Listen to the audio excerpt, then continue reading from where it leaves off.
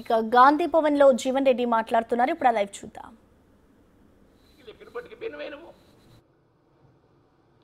మొత్తం జలవనరుల మీద ఏదైతే తెలంగాణ ప్రయోజనాలను హక్కులను బలిపెట్ట జరిగిందని చెప్పంటున్నాను. ఇవాళ అవన్నీ కూడా తిరిగి దోడి హక్కుల పరిరక్షణ కొరకు ఏదైతుందో మరి కాంగ్రెస్ ప్రభుత్వం ప్రయత్నం చేయడం జరుగుతుందని చెప్పంటున్నాను. ఇవాళ ఇప్పటికైనా సరే ఎస్ఎల్బీసీ అన్ఫార్చునేట్ ఇన్సిడెంట్, దురదృష్టకరమైన సంఘటన, దాన్ని ఎవరైనా కూడా ఏదైతుందో హౌ టు ఓవర్కమ్ ఇట్, ఆ సీపేజ్ని ఎట్లా ఓవర్కమ్ చేయాలి, దాన్ని ఎట్లా హౌ టు కవర్ ఇట్, ఏదైనా టన్నులు పూర్తి చేసుకునే బాధ్యత ఈ ప్రభుత్వం మీద ఉన్నది. ఒకసారి టన్నులు పూర్తి అవుతే almost 30 TMC water will get, 30 TMC water with gravity, 30 TMC water with gravity will get. అంటే 3 లక్షల ఎకరాలు ఏదైతుందో ఏ విధమైన నీకు అదనపు ఆర్థిక భారం రికరింగ్ ఎక్స్పెండిచర్ లేకుండా సాగునీటి మయమే అవకాశం ఉంటుందని చెప్పండి. దానికి తోడు నేను గౌరవ ముఖ్యమంత్రి రేవంత్ రెడ్డి గారికి అట్లాగే ఉత్తమ్ కుమార్ రెడ్డి గారికి విజ్ఞప్తి ఏంటంటే, ఇలా గత ప్రభుత్వం ఏదైతే తుమ్మడిహట్టి నిర్లక్ష్యం చేయడం జరిగిందో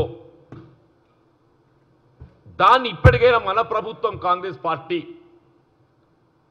మీరు తుమ్మడిహట్టి వద్ద బ్యారేజ్ నిర్మాణం వెనువెంటే తలపెట్టి ఆల్రెడీ ఇవాళ అక్కడ ఎగ్జిక్యూట్ చేయబడి తవ్వబడి ఉన్నటువంటి కాలువలను రీడిజైనింగ్ చేసి, అంటే ఈ 140 ఇప్పుడు తవ్విన కాలువలో 152 మీటర్కి అనుగుణంగా తవ్వారన్న.